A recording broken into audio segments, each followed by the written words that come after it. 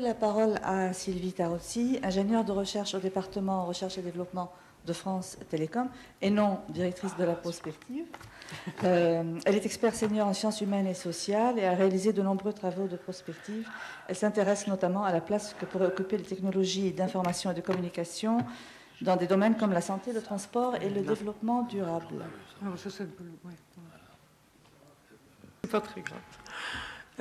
Bonjour, je remercie déjà la UEG de m'avoir invité, d'avoir invité à travers moi France Télécom R&D, bien qu'on ne m'ait pas invité pour parler des télécoms, mais pour toute autre chose, parler de l'homme et de l'homme en 2047. Donc, faire des prédictions, ça me paraît très difficile pour différentes raisons. En fait, finalement, ça, c'est pas prendre beaucoup de risques, parce que beaucoup d'entre nous ne seraient plus là, quoique Alain a dit que la barre rouge allait monter, donc peut-être on serait là. Donc j'aurais peut-être un peu peur des rires ou des moqueries sur mes prévisions. Donc bon, finalement, j'ai bien fait de ne pas en faire. Et j'ai choisi peut-être de faire autre chose.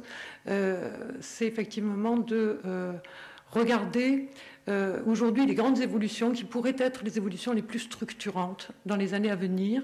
Parce que ce qui finalement est plus intéressant, c'est pas de savoir ce qui va se passer, mais c'est la manière dont nous pourrions nous impliquer maintenant et tout de suite par rapport à ces évolutions telles qu'on les imagine, parce que ça représente finalement autant de points de vigilance pour l'homme, et en particulier dans sa relation qu'il a aux nouvelles technologies. Alors je commencerai par un petit point qui est celui du lien entre la technologie et la société, et très rapidement dire finalement ce qui a changé.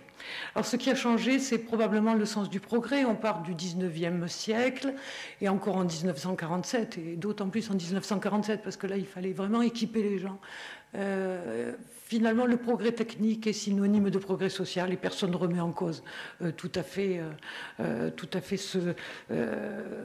ce sens-là du progrès. Et puis, à partir des années 60, et avec même des mouvements un petit peu plus radicaux autour des années 68, il y a une vraie contestation du sens du progrès. Je ne veux pas refaire toute cette histoire, vous la connaissez très bien, mais en tout cas, là, pour une fois, c'est terminé. Le progrès technologique n'est plus du tout synonyme du progrès social, pour en arriver finalement, à partir des années 90, à une notion tout à fait relative et diverse des sens du progrès, avec aujourd'hui une grande sensibilité aux retombées négatives de chaque nouveauté technique et de chaque avancée technique. Et donc des rapports qui sont redéfinis entre la technique et la culture, la technique et la société. Alors, c'est probablement la montée des exigences en matière de protection et de sécurité, et c'est essentiellement dû, de mon point de vue, au développement et probablement au vécu que l'on a d'un certain nombre de catastrophes et de problèmes tout à fait récents qui ont marqué notre mémoire collective. Catastrophes sanitaires, catastrophes sociales aussi. On peut citer des tas de choses. On peut citer le sang contaminé, on peut citer la question de l'amiante, on peut citer le virus de la vache folle, la question des OGM, la nocivité des antennes GSM pour les mobiles, les pylônes électriques, etc., les déchets, et j'en passe. Donc, en fait, de toute façon, un certain nombre d'inquiétudes et de problèmes qui marquent cette mémoire collective et qui font qu'aujourd'hui, un grand nombre de la population est dans une attente plutôt de sécurité des biens et des personnes, et l'application aussi du principe de précaution. Donc on a d'une part, je dirais, des citoyens, d'un côté des citoyens qui expriment une montée des exigences en matière de protection, de sécurité civile, avec le développement d'un sentiment sécuritaire très fort, mais une population qui demande aussi et qui revendique une demande de participation au choix technologique et l'application du principe de précaution. Voilà. Et de l'autre côté, on a des technologies qui sont de plus en plus invasives,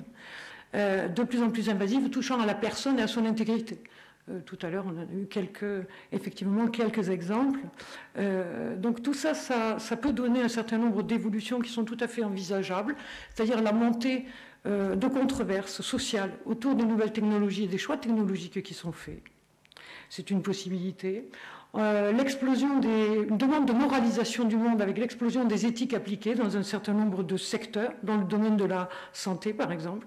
Une juridisation croissante des rapports que l'on a des rapports entre le consommateur, les entreprises, mais des rapports du citoyen aussi avec l'État sur ces questions-là.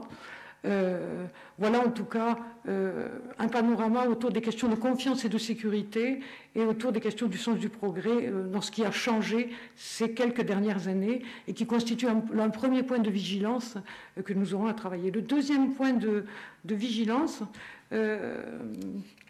concerne les mouvements de concentration et de fragmentation des espaces-temps. Alors, il y a les espaces-temps physiques, et puis je dirais 2 mots sur les espaces-temps personnels. Je ne suis pas géographe, mais ce qui me frappe en tout cas quand on analyse les perspectives, ou quand on fait de la prospective sur les technologies d'information et de communication, c'est effectivement, on est obligé de regarder comment aujourd'hui se vit le territoire, se structure le territoire. Et quand même, il y a des dimensions très physiques du territoire qui nous interpellent. En particulier, je dirais que le premier mouvement, c'est la concentration des activités et des hommes dans des très grandes mégapoles. Ça constitue plus de 50% de la population mondiale qui vivra dans des grandes villes quand même, avec une urbanisation assez galopante et une polarisation du pouvoir et des moyens dans ces grandes mégapoles. Il y a aujourd'hui des mégapoles dont le produit intérieur brut est supérieur à celui d'un pays. Voilà. L'Île-de-France, je crois, son PIB est supérieur aussi à des régions complètes. Donc les évolutions envisageables de ce côté-là, effectivement, c'est un découpage quand même assez spectaculaire dans ce qu'on connaît aujourd'hui entre le centre et la périphérie, en particulier la baisse d'influence des États-nations par rapport aux puissances économiques que représentent les mégapoles. Et avec probablement l'obligation dans les années qui arrivent pour les États de transférer les moyens donc, vers cette périphérie parce qu'il y a là des vrais risques d'éclatement de cohésion sociale. On va avoir des territoires pacifiés, policés, tranquilles, et on peut avoir des friches sociales extrêmement dangereuses. Donc ça peut avoir des impacts importants sur la sociabilité et des risques de ségrégation sociale et des risques de ségrégation spatiale extrêmement forte. Donc aujourd'hui, peut-être que l'enjeu, c'est de réinventer la proximité, parce que ça a bien été noté ce matin. Il y a un besoin très fort aujourd'hui de retrouver son enracinement, ses valeurs, son passé en quelque sorte, parce qu'on est face à un monde relativement vaste et incertain, et qu'il va falloir trouver les moyens de réinventer cette proximité et probablement la présence territoriale des administrations et des services, mais je pense qu'Olivier peut-être en parlera tout à l'heure. Voilà. Donc ça c'est effectivement une tendance, et en tout cas ça relève d'enjeux extrêmement structurants, me semble-t-il, pour l'avenir. Toujours sur la fragmentation, concentration et fragmentation des espaces et temps personnels, là l'évolution, la tendance c'est plutôt la désynchronisation et l'individualisation des espaces-temps, avec un accroissement, une accélération très forte de la mobilité. On a parlé ce matin de la mobilité pendulaire, celle de tous les jours, mais en même temps toutes les formes de mobilité qui sont à forte croissance, avec une absence complète de substitution des télécommunications par rapport à la mobilité. La vidéoconférence n'a pas empêché le nombre de déplacements. Il n'y a pas eu vraiment de substitution. C'est une vision très comptable, la substitution en termes d'usage. Il n'y en a pas eu et elle n'existe pas du tout. Au contraire, on a eu une croissance parallèle de ces deux mondes et ça risque de continuer encore très longtemps. Sauf gros impératifs, mais on verra. Il peut y avoir effectivement un certain nombre d'accidents, d'obligations, en tout cas d'un point de vue des usages, il n'y a pas eu de substitution. Et autre tendance, au-delà de l'accélération de la mobilité, c'est une porosité grandissante entre la sphère privée, la sphère personnelle et la sphère publique. Les enjeux se situent donc aujourd'hui autour de l'arbitrage, en fait, l'arbitrage des temps et le besoin grandissant de maîtriser ce temps. Alors peut-être que là, c'est slow qui est beautiful. Hein, voilà. Ça existe déjà. Je pense qu'il y a je crois que c'est à New York, on prend des cadres dans un autobus et très lentement, on met plus d'1 heure et demie pour arriver à destination. Comme ça, on va très très lentement. Ils ont le temps de travailler dans les bus, etc., etc. Il y a des nouvelles formes de mobilité qui existent et qui travaillent la lenteur maintenant. Bon. En tout cas, ce qui paraît important, c'est qu'il va falloir travailler sur de nouvelles règles sociales autour du droit à la déconnexion. C'est-à-dire de nouvelles règles sociales en matière de joignabilité et de disponibilité. Aujourd'hui, on n'a pas encore cristallisé un certain nombre d'usages. Il faut être joignable tout le temps et n'importe quand. Je pense qu'il va falloir que la société se trouve un certain nombre de règles sociales qui pourront rendre acceptable que l'on soit de temps en temps déconnecté et de temps en temps qu'on nous oublie sans que ça engendre de la suspicion. Bon, ça me paraît être aussi un enjeu pour les années à venir assez important. Voilà. C'est le fameux droit à l'amnésie et le droit à la déconnexion, c'est où je veux, quand je veux, très fortement. Le troisième point de vigilance concerne les tensions entre la consommation et la production. Alors, certains signaux déjà en 2000 montraient un éveil des consciences aux questions touchant à la protection de l'environnement. Cet éveil des consciences aujourd'hui, en accord apparemment avec les communautés scientifiques quand même, s'ouvre à des réflexions sur nos propres modes de vie et nos propres modes de consommation. On parle de consommation éthique, de commerce équitable aujourd'hui.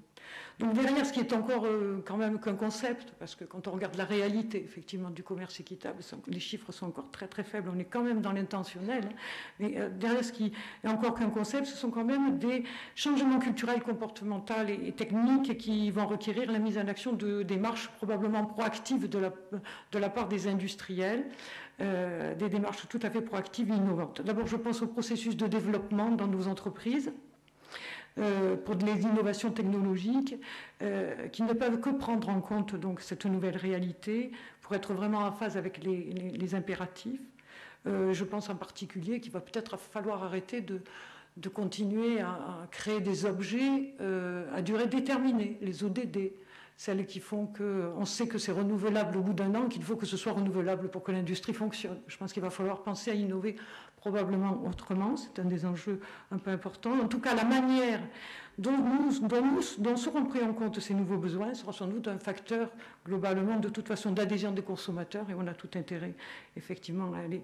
Donc en tout cas les consommateurs nous le rappelleront, parce que peut-être que l'une des évolutions remarquables de ces 10 dernières années et qui continue à s'élargir, c'est le pouvoir croissant des internautes qui ont une capacité de se réunir en très très peu de temps et de faire pression, en particulier sur la décision publique. Donc il y a une très forte demande de transparence, de traçabilité, de lisibilité des produits dans le monde de la consommation, ce qui veut dire que la confiance, ça devient une valeur centrale pour les années qui arrivent en termes de responsabilité et de garantie, et c'est valable pour la recherche appliquée pour les industriels, mais probablement pour la recherche fondamentale. Et puis, je pense qu'au-delà des obligations réglementaires autour du développement durable, tout simplement, les consommateurs pourront sortir du marché des entreprises qui ne correspondront pas à un certain nombre, à un certain nombre de règles. C'est pour ça qu'on appelle souvent des consommateurs en particulier. La dernière tendance, c'est une tendance qui concerne plutôt nos formes de sociabilité. Dans nos formes de sociabilité, je dirais que l'évolution, c'est l'hypermédiatisation du lien social, donc une médiatisation accrue, croissante du lien social. Aujourd'hui, il y avait là aussi en parallèle le nombre de rencontres de face à face et les outils de communication. C'est-à-dire que plus on téléphonait aux gens, en fait, plus c'était des gens que l'on voyait souvent. Et la rencontre de face à face était aussi quelquefois un motif des télécommunications. On voit aujourd'hui, à travers les pratiques en réseau, des pratiques de communication où les gens savent qu'ils n'auront jamais à se rencontrer et qu'ils ne souhaitent pas se rencontrer. Ça, c'est tout à fait récent et tout à fait nouveau. Donc, il y a quand même une hypermédiatisation du lien social et aussi l'appartenance à des réseaux multiples et d'identités associées et qui, pour un seul individu, quelquefois, représentent des identités tout à fait dissociées entre les identités que j'ai dans la vie réelle et les identités que j'ai dans le monde virtuel. Alors, ça donne des tendances autour de l'être là sans être là. Ça veut dire que les services de communication interpersonnelle se multiplient et font éprouver une impression de coprésence. L'individu se comporte comme si, effectivement, ses interlocuteurs étaient là, physiquement, à ses côtés. Et cette densité des connexions va nous obliger à des stratégies de filtrage. J'en parlais tout à l'heure, c'est le droit, typiquement à la déconnexion. Et puis, il y a aussi être soi parmi les autres. Ça aussi, c'est une ambivalence ou un paradoxe. Ça veut dire que les outils de télécommunication aussi sont multimédia, donc sont de plus en plus individuels, personnalisables. Ils facilitent une gestion beaucoup plus personnelle et réactive, mais en tout cas beaucoup plus exhibitionniste de son territoire. On le voit à travers les nombreux blogs où tout le monde se publicise. Il y a une espèce de publicisation de soi et de ses comportements. Et progressivement, on passe des masses médias à un maille média, avec une masse très importante de production de contenu et d'autoproduction de contenu plutôt familiaux et individuels. Voilà. Donc il y aurait beaucoup d'autres tendances, effectivement, dont le traitement pourrait être décisif dans les années qui arrivent. mais pour je crois une ou deux minutes, je vais simplement prendre l'exemple de vision technologique qui concerne les télécommunications. C'est un petit peu quand même mon domaine. Ce sera simplement un exemple, mais je crois que ces réflexions autour des défis et des enjeux des visions technologiques peuvent s'appliquer à bien d'autres domaines. Alors, les visions technologiques qui sont proposées pour les années à venir, donc les années 2030 et 2040, aujourd'hui concernent ce qu'on appelle l'intelligence ambiante, la communication ambiante, le machine à machine, le machine to machine. Tout ça, ce sont des visions dans lesquelles, finalement, la vision du monde, c'est que la technologie est enfouie, et de plus en plus enfouie et invisible derrière l'environnement physique qui devient une espèce d'interface. Alors, au lieu d'être complètement équipé de 3 téléphones mobiles, d'un PC, etc., on a des interfaces réparties et enfouies dans l'environnement, donc c'est de l'informatique diffuse. Voilà. Donc, les objets et les machines ont cette capacité de se parler entre eux. Donc, les objets se localisent, les objets s'identifient, les objets échangent des données, pour prendre en charge en tout ou partie des actions et de la communication qui jusqu'alors étaient essentiellement humaines. C'est un petit peu ça les projets. Et en plus, ces dispositifs, ces visions-là technologiques se présentent comme suffisamment intelligents pour être capables d'apprendre, de comprendre, d'interpréter nos besoins, nos comportements, mais nos émotions aussi. Donc l'objectif annoncé de l'ensemble de ces visions technologiques, c'est la libération de l'homme. Alors, comme tout système technique, c'est augmenter, améliorer les capacités humaines. Bon, c'est rien de nouveau. Rien ne distingue non plus l'ambition de ces systèmes techniques des précédents. L'enjeu des libérations, c'est sûr. La nouveauté probablement réside dans l'ambition du fait qu'elle vienne à un moment où on est, nous, en situation de saturation. Saturation d'objets techniques, prolifération de terminaux de tous ordres, saturation d'informations. Et donc, elle vient de là. Elle se présente comme effectivement des solutions de libération et des solutions à l'accumulation des objets technologiques. Donc il y a plusieurs enjeux. Premier enjeu, c'est la question de la délégation aux machines, la simplicité versus complexité. Alors cette délégation aux machines, ça veut dire qu'on est prêt quand même à déléguer un certain nombre d'actions. On est prêt à déléguer à des machines un certain nombre de prérogatives qui vont faire qu'elles vont parler de nous sans nous et sur nous. Et donc ça pose un grand nombre de questions sur la place de l'homme, que va devenir cet homme et la relation de l'homme à l'homme dans un système, à travers ces systèmes-là. Que va donc devenir notre... On connaît les modes de coopération en machine aujourd'hui à travers l'informatique, mais ça pose plus globalement la question de notre relation, de nos relations humaines à travers ces larges dispositifs. Et puis quel équilibre finalement on va trouver pour maîtriser ces technologies. Pendant ces technologies, quelle transparence et est-ce que vraiment on va pouvoir garder le contrôle sur ces systèmes technologiques, en particulier parce que je vous l'ai dit, ces objets agissent en notre nom et parlent de nous sans nous. Voilà. Et puis enfin, le dernier, deux enjeux qui touchent un grand nombre de domaines, et particulièrement celui-ci, mais les autres aussi, c'est la question de la traçabilité ou de la liberté versus intrusion. On est encore aussi là dans des ambivalences. Et c'est la frontière très, très ténue entre la traçabilité des produits et des services, et puis la traçabilité des objets et la traçabilité des personnes et de leurs activités. Cette frontière est extrêmement ténue aujourd'hui. Elle peut poser un certain nombre de questions qu'il va falloir appréhender au risque du rejet des technologies que nous aurons à proposer, en particulier quand ce sont des dispositifs que la personne ne porte sur elle. Que ce soit comme l'étiquette d'un pull vert chez Benetton, ou que ce soit un capteur d'activité si c'est une personne âgée à des fins de diagnostic. Je crois que là, on est vraiment sur ces questions de traçabilité extrêmement importantes. Et puis les enjeux de respect de la vie privée, que je définirais là très rapidement comme la capacité de l'individu à contrôler la collecte et l'utilisation de ses données personnelles. Voilà. Et je terminerai en disant simplement que peut-être on arrive dans un temps, on est dans le temps de la technologie négociée. J'ai un peu entendu ça tout à l'heure dans l'autre table ronde. Il est peut-être grand temps, effectivement, de se préoccuper des relations entre la technologie et la société pour répondre à un certain nombre de paradoxes et d'ambivalences et d'incertitudes qui nous font courir le risque de voir un certain nombre de propositions rejetées et des risques tout à fait tout à fait dommageable pour la personne, pour les personnes et les relations humaines. Et ça passe probablement, en tout cas en tout ce qui concerne la recherche appliquée dans les industries, par l'implication des futurs utilisateurs très tôt dans les processus de conception. Alors la connaissance des utilisateurs, certes, mais aussi directement les utilisateurs dans les processus de conception, au titre que, en tout cas pour ce qui concerne le secteur des télécoms, mais c'est aussi vrai dans un grand nombre de domaines, les experts ne sont pas forcément toujours les chercheurs et les ingénieurs dans un grand nombre de domaines. Les experts, ce sont aussi un certain nombre d'utilisateurs qui sont devenus particulièrement créatifs, c'est vrai, dans les communications et dans l'informatique, mais on peut dire aussi, j'ai entendu parler tout à l'heure du Téléthon, et moi aussi j'avais travaillé avec cette association, la FM, les parents aussi d'enfants malades sont aussi des experts, en quelque sorte, et on pourrait aussi de plus en plus associer donc ces utilisateurs à des processus de conception. Voilà, je vous remercie. Merci Sylvie. Donc enfin, last but not least, je passe la parole à Olivier Hill, professeur à l'Institut d'études politiques de Grenoble, spécialisé en sociologie historique. Il a publié La fête républicaine chez Gallimard en 1996 et son prochain bouquin, si j'ai bien compris, paraît dans une semaine. Oui, c'est ça. Intitulé Les mérites de le souligner. Les mérites de la République. Je vais augmenter mes droits d'auteur grâce à cette annonce, mais enfin, c'est gentil. Les mérites de la République, et c'est sur la société des émules chez Gallimard.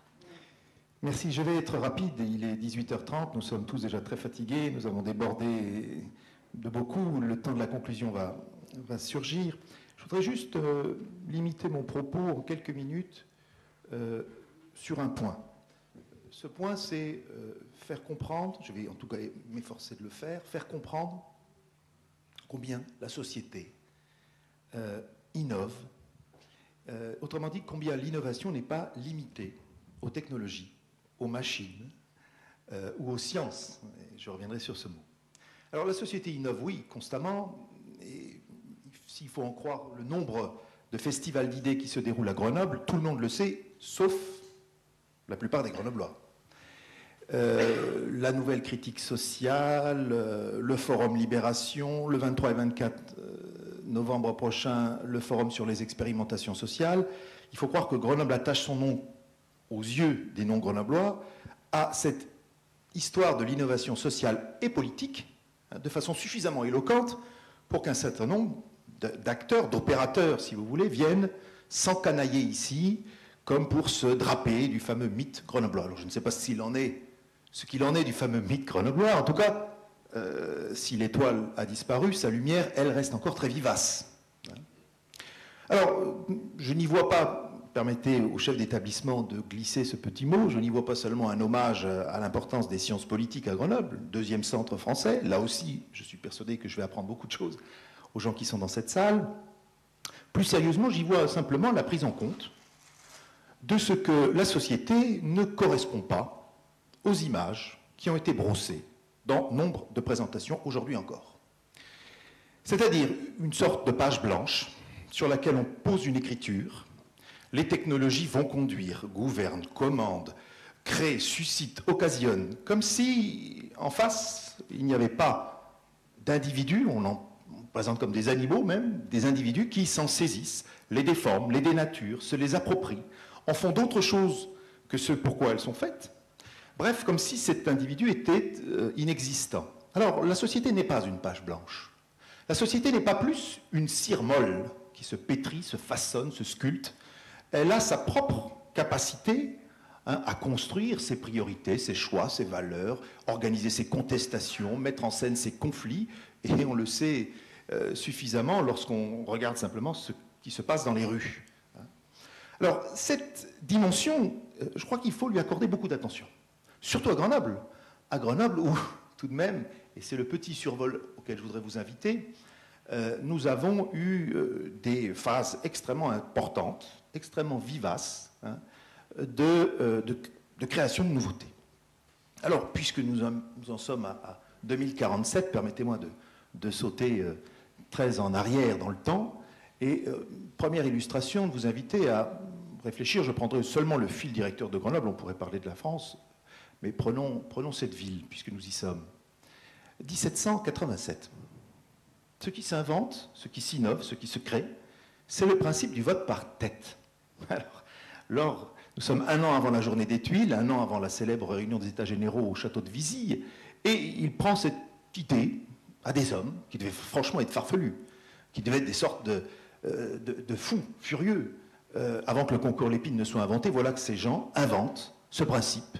Il faut que chaque individu puisse voter, et non pas chaque ordre. J'y reviendrai peut-être tout à l'heure si j'ai le temps. Ça n'empêchera pas la société d'ordre de persister. Les ordres restent encore très largement dans les esprits. Alors 1787, le vote par tête. Et cette revendication, cette ingénierie de gouvernement va être au cœur de toute une tourmente qu'on appellera la Révolution française, qui va aboutir à affirmer des idées aussi folles que l'égalité des individus en droit, l'égale dignité des personnes, etc., etc. Je franchis allègrement les générations, je vais vite, 1847. 1847, à Grenoble, nous sommes sous la monarchie de Juillet, à un an de la révolution de la Seconde République, et il se trouve que depuis 20 ans, une idée circule, elle a été d'ailleurs très largement inventée à Grenoble par un magistrat aujourd'hui oublié, qui s'appelait Joseph Ray, qui a encore un nom de rue, qui sera d'ailleurs à l'origine d'une famille d'édiles locaux importante, c'est la notion de socialisme. Ce magistrat, en 1820, va visiter l'Angleterre et découvre les usines textiles. Nous sommes dans l'histoire industrielle à ce moment où l'on bascule de la fabrique à l'usine, et il découvre des conditions de vie absolument dramatiques. Il dénonce cela et il s'appuie sur ses observations à la suite de ses rencontres avec un célèbre analyste qui s'appelle Robert Owen. Il crée ce que l'on appellera le socialisme. Alors, ce sera la naissance de l'économie, d'abord de l'économie politique, puis ensuite de toute une curiosité qui s'appellera la sociologie. Une curiosité pour les conditions de vie des classes dites laborieuses. 1847, Grenoble, Joseph Ray. Alors on pourrait continuer comme ça, je pourrais parler de 1887, mais je vais vite, le temps manque. 1947. 1947, nous sommes 20 ans avant la grande aventure de la généralisation du contraceptif, avant l'invention du planning familial, autre innovation grenobloise, le planning familial qui a tant pesé sur les rapports entre les sexes et qui a participé d'une dynamique de laquelle nous sommes encore, dans laquelle nous nous sommes inscrits, donc, qui nous habite toujours, c'est celle de la dissociation progressive de la reproduction et de la sexualité, mais j'irai plus loin, de la parentalité et de la sexualité avec, vous le savez bien, ces dernières années, un certain nombre de textes qui ont considérablement changé la vie des hommes et des femmes avec la revendication de l'homoparentalité. Donc vous le voyez, la société, elle invente constamment, et ne serait-ce que la société grenobloise, je n'ai pris que quelques exemples, cet inventaire n'a rien d'exhaustif, elle invente constamment. Donc l'univers de l'innovation n'est pas limité aux technologies. L'univers de l'innovation est beaucoup plus large, et c'est très important de le savoir, parce que sinon, on tombe dans une forme de technologisme, c'est-à-dire qu'on pense qu'il suffit de mettre en équation ou de mettre en application des inventions scientifiques pour que, ipso facto, la société les adopte, s'y plie et se courbe au devoir de révérence. Il n'en va pas ainsi. Et les sciences du politique le montrent. Ce qui est très important ici, c'est de prendre en compte les rapports politiques qui sont au cœur des rapports de sens, qui sont au cœur des rapports de solidarité, qui sont au cœur et au corps, dans les corps, des rapports de conflictualité qui se tissent ici et là. Alors cette question est d'autant plus importante que, et c'est le deuxième point que je voudrais aborder, cette histoire, nous l'écrivons constamment, sans le savoir. Je vais continuer ma petite visite dans le temps. 2047. Alors 2047, qu'est-ce qui va se passer? Je vais vous dire tout de suite, j'en sais rien. En revanche, je voudrais prendre 2 ou 3 exemples c'est bien de parler du futur parce que ça évite de parler du présent. C'est comme lorsqu'on parle du passé, on refroidit des objets sensibles. Vous savez, quand on parle de ces choses-là dans le présent, ça fâche. Mais quand on en parle en 2047 ou en 1787, ça ne pose plus de problème. Alors c'est quoi? Alors il y en a plusieurs. Par exemple, et je vais rester dans mon cadre grenoblois pour tenir ce fil directeur, s'invente sous nos yeux un nouveau rapport au vote. La politique, c'est, on en a parlé tout à l'heure, la démocratie, certes, mot vague et sans doute jamais mis en pratique, mais c'est notamment le rapport de délégation. Le rapport de délégation, c'est-à-dire le fait que des groupes désignent des individus pour parler en leur nom. Et ils le font selon des technologies, je reprends le mot, en forme de clin d'œil ici, qui ont une histoire. Qui ont une histoire. Alors en France, cette histoire, c'est celle de l'urne. Au vieil objet hein, qui nous habite encore, qui est celui qui nous accueille dans les cérémonies civiques de nos dimanches électoraux.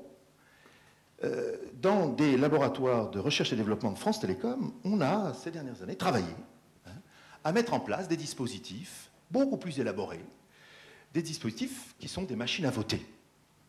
Des machines à voter qui, jusqu'alors, relevaient de l'utopie, et qui, depuis les élections de 2007, les élections présidentielles de 2007, n'en sont plus. 1 600 000 Français ont voté avec ces machines. Alors, pardon pour Sylvie Tardy, ce n'était pas du matériel de France Télécom. Non, c'était du matériel espagnol. Ce serait une question politique à se poser. Pourquoi? Alors que les modèles qui ont été mis en place dans ces services étaient tellement performants. Pourquoi? On abordera ça peut-être. C'est le problème de la décision publique. La politique, c'est la démocratie, mais c'est aussi la décision publique. Quels sont les circuits qui permettent d'allouer des ressources, de déclarer tel ou tel marché, de privilégier tel ou tel achat? Cette machine, elle va avoir des conséquences considérables sur nos vies. Alors, on ne les voit pas, on ne les interroge pas, mais elles peuvent demain, par exemple, faire disparaître ipso facto les votes nuls. Vous savez, les votes d'erreur, les votes dans lesquels les esprits facétieux écrivaient, vous savez, ces bulletins qui étaient recouverts à la main d'une petite encre sympathique, mais elle n'était pas très longtemps, l'encre sympathique. Ils écrivaient, par exemple, la vie adultérine du maire, hein, des conseillers généraux, hein, tout ce que le village savait, mais ne pouvait pas dire, tout ce qu'on voulait savoir, sans jamais oser le demander. Hein. Bon, bref, ces choses-là ne seront plus possibles. Par exemple, autre élément très intéressant, le vote blanc est officialisé. Vous avez une touche vote blanc. Alors je n'entre pas dans ces aspects parce qu'il nous amènerait peut-être à des considérations trop techniques, mais voilà un changement tout à fait considérable. Invisible, comme la plupart des grandes transformations hein, qui se déroulent dans le silence des passions et parfois dans la cécité des analystes. Autre élément très intéressant. Quel est l'état de la réflexion? Et à Grenoble, on s'en occupe aussi. Quel est l'état de la réflexion sur l'organisation administrative de la France? Alors, je lâche le mot, l'organisation administrative de la France. C'est quelque chose, hein. Avec ces niveaux emboîtés, même les spécialistes de droit public ont du mal. Entre la commune, le département, les agglomérations, les communautés de communes, les régions établies depuis 1972 comme collectivités, puis 83 collectivités territoriales élues, etc. L'État, l'Europe, tous ces niveaux d'intervention publique, toute cette machinerie, toute cette ingénierie de gouvernement hein, qui n'ont pas occupé grande place dans nos débats jusqu'à maintenant, sont évidemment des lieux essentiels. Hein, des lieux qui, et des milieux, façonnent nos vies, dessinent les chemins dans lesquels nous allons entrer. Et évidemment, il est très important de savoir si nous allons demain ajouter à cette complexité ou alors est-ce que nous allons la simplifier?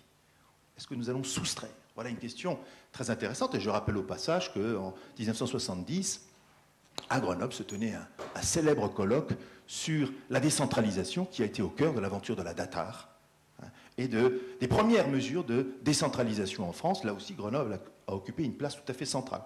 J'aurais pu évoquer la pensée aménagiste dans les années 1920, hein, avec la loi sur la fin des fortifications dans les villes, Grenoble étant une ville de garnison, mais qui ne voulait plus l'être. Là aussi, il y a eu beaucoup d'innovations. Alors tout ça pour en venir à un troisième exemple, c'est sur les rapports entre science et pouvoir. Je préfère parler de science et pouvoir que de science et société, car à mon avis, c'est là que ça se passe.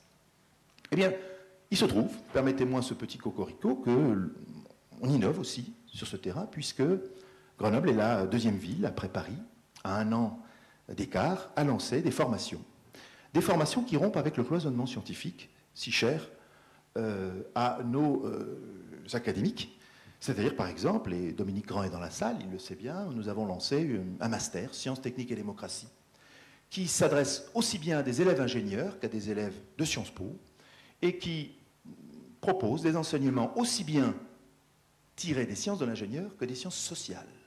Ça a l'air de rien, petite chose comme ça, mais pour faire passer cette idée que de controverse, que d'efforts, pour simplement dire, mais peut-être que nos managers d'équipements scientifiques, demain, nos chefs de projet ou chefs de projet adjoints, pourraient avoir besoin de quelques connaissances sur les principes de consultation du public, des débats publics. Peut-être qu'il pourrait connaître un peu mieux les tableaux à double entrée pour pouvoir les lire en matière de gestion, de comptabilité, connaître un peu plus l'histoire et la sociologie des sciences. Ce serait tout de même très intéressant. Alors on le voit, hein, il y a des innovations, des voies nouvelles qui sont frayées constamment. J'ai pris ces exemples parmi des centaines, qui montrent bien que la question politique est au cœur des débats qui sont les nôtres. La question politique, c'est-à-dire celle des conditions dans lesquelles une population, et en l'occurrence un territoire, hein, s'approprie la représentation par laquelle elle existe, elle trace son destin, hein, elle entre dans des innovations de toute nature, et ça c'est un élément évidemment capital.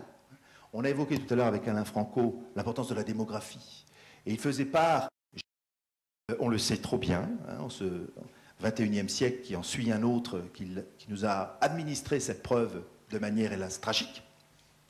Bref, ces processus qui sont sous l'examen, hein, qui sont soumis à la sagacité du public, sont tout à la fois techniques, scientifiques, sociologiques, psychologiques, 3 petits points, et politiques. Merci. Merci beaucoup, Olivier. On donne la parole à la salle, peut-être, pour quelques minutes.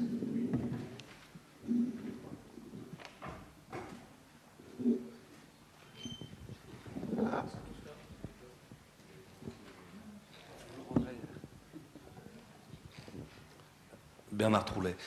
Les 2 ou 3 dernières interventions me réconcilient un petit peu avec les problèmes d'innovation, parce que, me semble-t-il, l'innovation ne pourra pas se faire et se mettre en exercice s'il n'y a pas la participation de beaucoup plus de monde que des seuls spécialistes, théoriciens ou éminents personnages compétents qui sont dans cette salle. Je pense, moi, qu'effectivement, il ne peut pas y avoir d'innovation sociale s'il n'y a pas, parallèlement, une volonté de mettre dans les mains du plus grand nombre l'ensemble des compétences et des perspectives pour que les choix puissent être faits par des choix collectifs. Et dans le collectif, il y a les populations, les citoyens, etc. Je pense, moi, personnellement, que, y compris la tenue de ce débat d'aujourd'hui, est démonstrative d'un état de fait où il n'y a pas la prise de parole de l'ensemble de ceux qui ont à réfléchir à la société de demain. Je ne voudrais pas être plus long, mais il me semble que, y compris dans cette journée, il y a un manque à gagner pour tous ceux qui ont des choses à dire.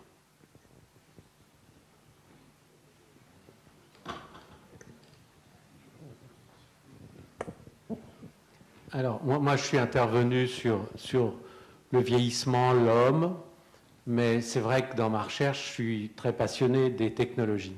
Je les utilise comme des outils qui sont là pour aider à la compensation du handicap, aider les gens qui vieillissent, aider leurs aidants, aider les personnels. Et alors, c'est un peu compliqué, ça fait 15 ans qu'on travaille dessus. Et je voulais simplement vous dire que si on prend le système de géolocalisation des malades d'Alzheimer, qui est quelque chose qu'on attend avec une très grande impatience, quand je suis en bonne santé, je considère que c'est un outil liberticide. C'est affreux, on va savoir où je suis, où je vais, etc. Mais si je dois m'occuper de ma vieille mère, et que je veux lui donner encore 6 mois ou 1 an de plus à la maison avant de rentrer dans l'institution, ce qui est beaucoup à certains âges de la vie, hein, mais que je peux continuer mon boulot sans être appelé en permanence parce qu'elle est dans la rue, eh bien, je suis preneur.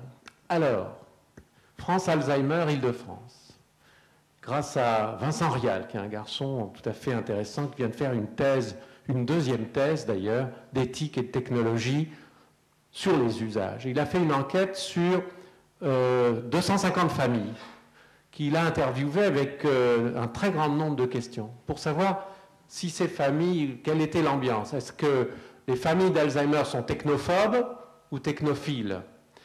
Et on en a sorti qu'il y avait une demande indiscutable, statistiquement, les chiffres sont tout à fait disponibles, au hit parade, c'est 1, le géolocalisateur, 2, le visiophone. C'est-à-dire que les familles, dans le besoin, je ne dis pas les bien portants qui sont au-dessus de tout ça, hein, mais les gens qui ont vraiment des besoins, ils ont une opinion différente. Donc vous avez raison de dire il faut que les usagers, ceux qui ont des besoins s'expriment, mais on n'a pas eu le temps de voir tous les aspects aujourd'hui. Mais quand même, les chercheurs s'intéressent à ça. L'industrie s'intéresse à ça, sinon ils iraient dans le mur. Et je pense que l'expression qu'on peut avoir vis-à-vis de la technologie triomphante, entre guillemets, soyons modestes, hein, elle dépendra beaucoup des usages qu'on veut en faire.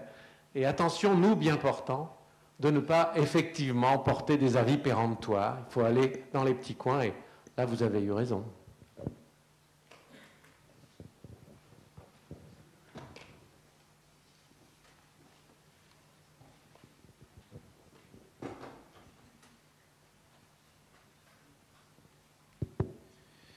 Ça va vous paraître peut-être paradoxal, mais je trouve qu'on n'a pas abordé aujourd'hui la question de la technologie et de la dépendance. C'est-à-dire que si on n'a plus son téléphone portable, même si on n'en a pas besoin, on n'est pas à l'aise. Je ne peux pas être joint, je ne peux pas joindre. Donc ça, c'est une première question. Une question peut-être un peu plus large, qui est aujourd'hui, quel homme pour l'homme, quel homme, et j'allais dire le bien-être de l'homme et le stress dans tout ça. C'est-à-dire qu'on pense beaucoup performance, mais est-ce que l'homme a envie d'être performant? Et on parlait de médecine aujourd'hui, et je pense que pour la médecine ou le bien-être, c'est de la psychologie. Une façon d'aborder le bien-être et le stress est un domaine sur lequel nous devons réfléchir demain, parce que quelque part, il y va du bonheur. Et bon, la définition du bonheur est très complexe et je ne m'étendrai pas là-dessus. Je ne sais pas si vous pouvez faire des commentaires. Je peux commenter un peu parce que vous avez parlé de... Bon, j'ai un peu effleuré effectivement le stress. Je crois que c'était dans les images que j'ai montrées. J'ai pas eu le temps. Vous parlez de dépendance. C'est pour ça que je voulais un peu revenir sur ce que disait Olivier Hill tout à l'heure. Quand il disait que finalement c'est le public qui accepte ou pas l'innovation, je crois quand même qu'il y a dans la société des injonctions qui sont extrêmement fortes et qui viennent de l'offre technique, de l'offre industrielle. Je suis un peu d'accord avec vous. C'est vrai qu'on peut s'en passer, mais finalement on est assez mal à l'aise parce que tout le monde s'en sert et parce que tout le monde s'attend à ce que, etc., etc. Il y a quand même des injonctions d'ordre technique qui sont de l'offre, hein, qui passent par-dessus les usages. Le stress, oui aussi. Ce que je peux vous donner, enfin quelques données là, effectivement qu'on a sur les usages. Si on regarde l'usage du mail, par exemple, c'est devenu un outil extrêmement contre-productif. Ce flot d'informations fait qu'il y a des gens qui ne travaillent plus, mais qui sont en permanence dans le flot et qui ne font que de répondre aux mails. Donc c'est voilà.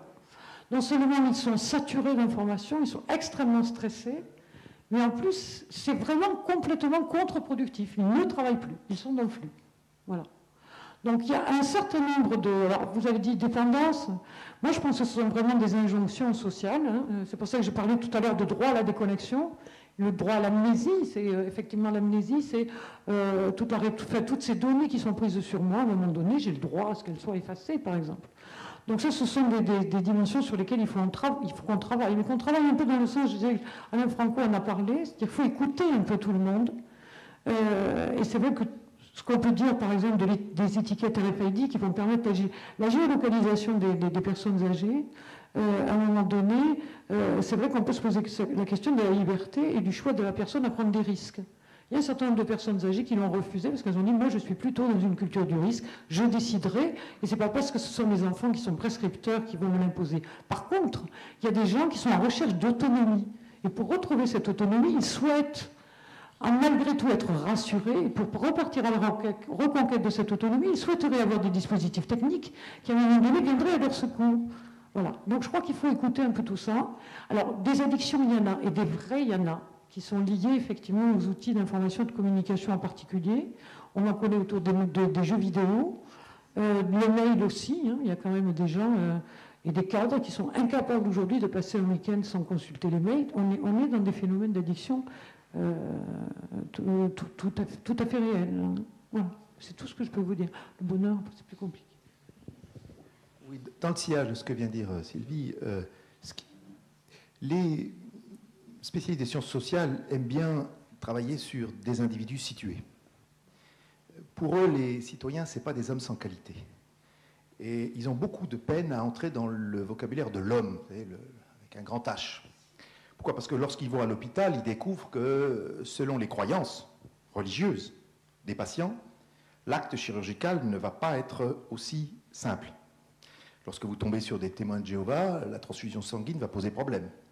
Lorsque vous tombez sur certains musulmans rigoristes, vous n'allez pas pouvoir accéder au corps de la femme, par exemple du patient lorsqu'il décède, dans des conditions très faciles. Donc il y a toute une série de barrières, de difficultés, de représentations finalement, avec lesquelles il faut jouer.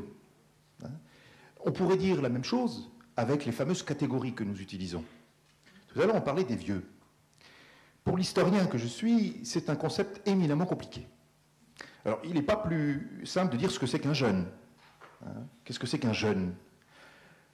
Au Moyen-Âge, pour un historien comme Georges Duby, dans un très bel ouvrage qui s'appelle « Les hommes au Moyen-Âge », le juvénesse, c'est celui qui n'est pas marié. Ce n'est pas le problème de l'âge, c'est le problème du statut social. Il n'a pas eu les sacrements. Alors qu'il ait 60 ans ou 70 ans, il n'est pas marié, c'est un jeune. Bon. En France, regardez le film Tanguy, en est une très bonne illustration. Savez-vous que l'INSEE vient de changer ses catégories d'analyse du social ? Aujourd'hui, un jeune, c'est quelqu'un qui a entre 15 et 35 ans. Soit 10 ans de plus qu'il y a 15 ans. Autrement dit, les notions qui nous servent à regarder le social, à y percevoir des divisions, des polarités, ces notions-là, ces lunettes que l'on chausse pour regarder le monde, ont elles-mêmes une histoire, subissent elles-mêmes des évolutions, des transformations. Et c'est ce qui rend justement si difficile la prise en compte d'un certain nombre d'avis. J'entendais tout à l'heure la prévention. Tout le monde est d'accord sur la prévention pour prendre en charge économiquement les pathologies qui minent la société française. Économiquement, oui, mais pas politiquement. Regardez comment, depuis quelques semaines, avec les franchises médicales, le lapsus est révélateur, les franchises médicales, regardez comment, avec le débat sur faut-il ou non accepter les sans-papiers dans les centres d'hébergement, dans les centres d'urgence, qu'est-ce qui vient là, soudain, devant nous ? Une catégorie qui n'est ni médicale, ni psychologique, qui est tout autre. Est-ce que vous avez des papiers en règle ? Est-ce que vous êtes d'une nationalité française ? C'est-à-dire des catégories politiques ? Est-ce que vous pourrez prendre en charge les frais qui sont liés à telle ou telle prestation médicale ? On le sait bien, les franchises médicales, on le sait bien, tous les analystes le savent, ne permettront pas d'améliorer l'économie de la santé en France. Ben oui, et en fonction du principe justement que la prévention est toujours préférable à l'acte de guérison ou aux opérations nécessaires pour la guérison. Donc on voit bien que le politique est là, avec ses pesanteurs, avec ses biais, avec ses cécités. C'est tout l'intérêt.